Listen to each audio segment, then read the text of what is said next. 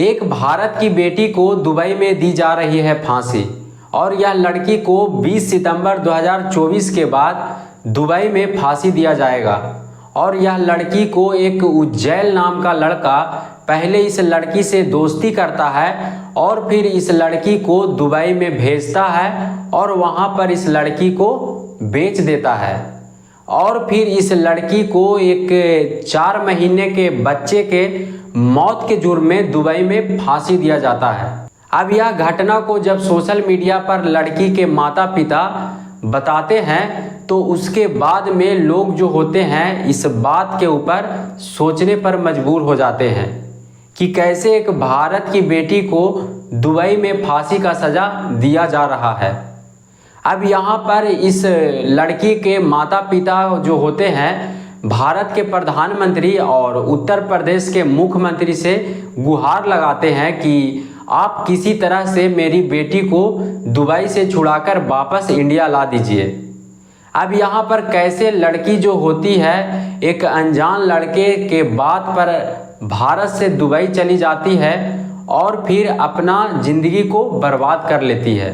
यह घटना सुनने के बाद कई ऐसे सारे लोग जो हैं वह सचेत हो जाएंगे और आप देखेंगे कि कैसे फेसबुक से दोस्ती होता है और फिर लड़की दुबई चली जाती है और यह लड़का जो होता है कुछ पैसा लेकर इस लड़की को दुबई में बेच देता है।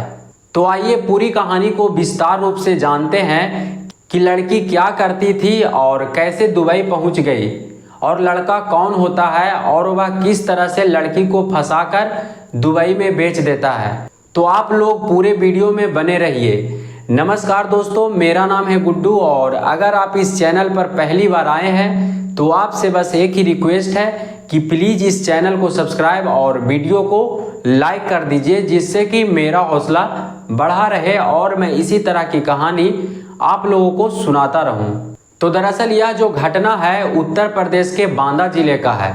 बांदा जिले का रहने वाली शहजादी जो होती है एक एनजीओ में काम करती है और लोगों की सेवा करती है, लेकिन यहीं पर एक आगरा के रहने वाला उज्जैल नाम का लड़का जो होता है जो कि इसी एनजीओ में काम करता है।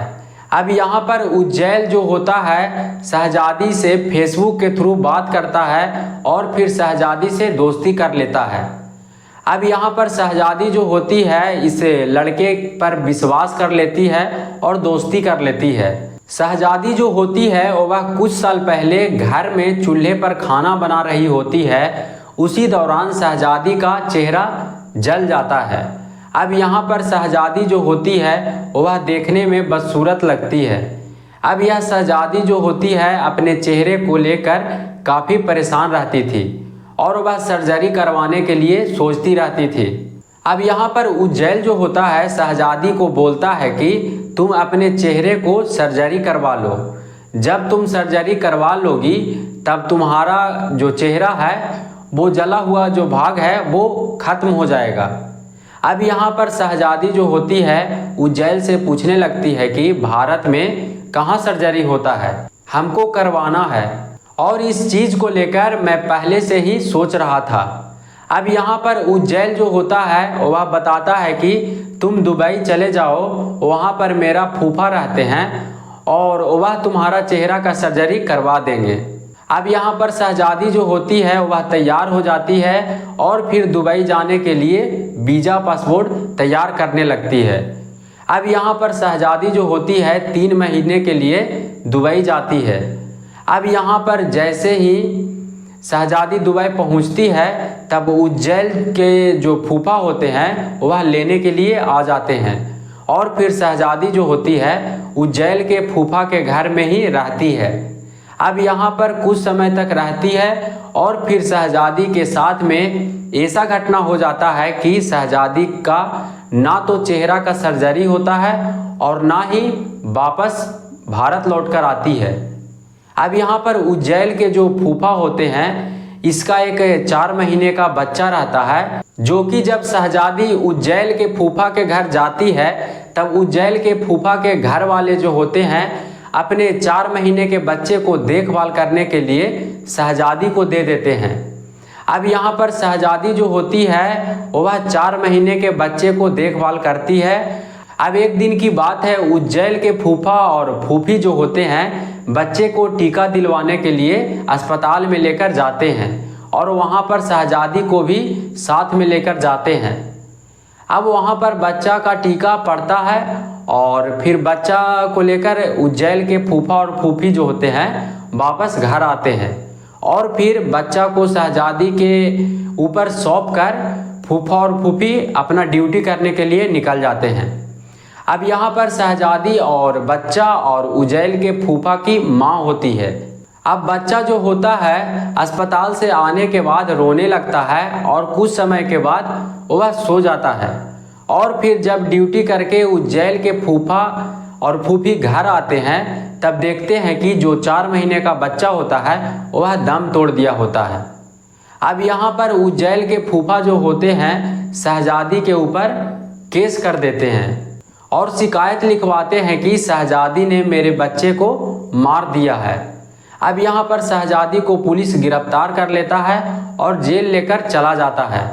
अब शहजादी जो होती है कुछ दिन तक जेल में ही रहती है और फिर कुछ दिन के बाद अपने पिता के पास में फ़ोन करती है और बोलती है कि दुबई के एक जेल में हूँ और मेरा 20 सितंबर के बाद फांसी हो जाएगा। अब यहाँ पर शहजादी जो होती है वह सारी कहानी को विस्तार रूप से बताती है अपने पिता को। वह बताती है कि उज्जैन नाम का लड़का जो है हमको 1.5 लाख रुपया में दुबई में बेच दिया है और फिर कुछ दिन तक मैं एक घर में रहता हूँ और फिर एक बच्चा का मौत हो जाता है और उस बच्चा के मौत के जुर्म में हमको जेल में डाल दिया जाता है और हमको 20 सितंबर के बाद फांसी दिया जाएगा। अब यहाँ पर शहजादी के पिता जो होते हैं वह यूपी के बांदा जिला में रहते हैं और वह भारत के प्रधानमंत्री और उत्तर प्रदेश के मुख्यमंत्री के पास में प्रार्थना पत्र लिखते हैं और बोलते हैं कि मेरी बेटी को किसी तरह से दुबई के जेल से वापस निकाल दीजिए। लेकिन सरकार इस चीज़ पर कितना काम करता है यह तो फिलहाल अभी तक कुछ नहीं दिख रहा है। लेकिन क्या सरकार एक भारत की बेटी को दुबई के जेल से बाहर ला सकती है? यह तो सोचने वाला बात है। लेकिन शहजादी के माता पिता जो होते हैं वह भारत सरकार के ऊपर उम्मीद लगाकर बैठे हुए हैं कि मेरी बेटी को किसी तरह से दुबई के जेल से छुड़ा दीजिए। अब यहाँ पर शहजादी के माता पिता जो होते हैं वह आगरा के रहने वाला उज्जैन के ऊपर भी FIR करते हैं और उसमें लिखते हैं कि उज्जैन जो है मेरी बेटी को 1.5 लाख रुपया में दुबई में बेच दिया है। अब यहाँ पर आगरा के रहने वाला उज्जैन जो होता है वह फरार चल रहा होता है और पुलिस उसका तलाश कर रहा है। दोस्तों, यह घटना सुनाने का मेरा उद्देश्य नफरत फैलाना नहीं बल्कि आप लोगों को जागरूक करना है, सचेत करना है और आप लोग इस कहानी को सुनकर सचेत हो जाइए, सावधान हो जाइए। आप सोच सकते हैं कि कैसे एक लड़का फेसबुक से दोस्ती करता है और फिर लड़की को दुबई में 1.5 लाख रुपया में बेच देता है। तो आप लोग भी अगर सोशल मीडिया पर किसी आदमी से बात कर रहे हैं, बात करते हैं, तो आप लोग भी बिल्कुल विश्वास ना करें क्योंकि आपके साथ भी इस तरह का घटना होने का संभावना हो सकता है। इस विषय पर आप लोग का क्या कहना है आप लोग कमेंट में ज़रूर लिखिएगा। मिलते हैं अगले किसी कहानी के साथ में। वीडियो पूरा देखने के लिए धन्यवाद।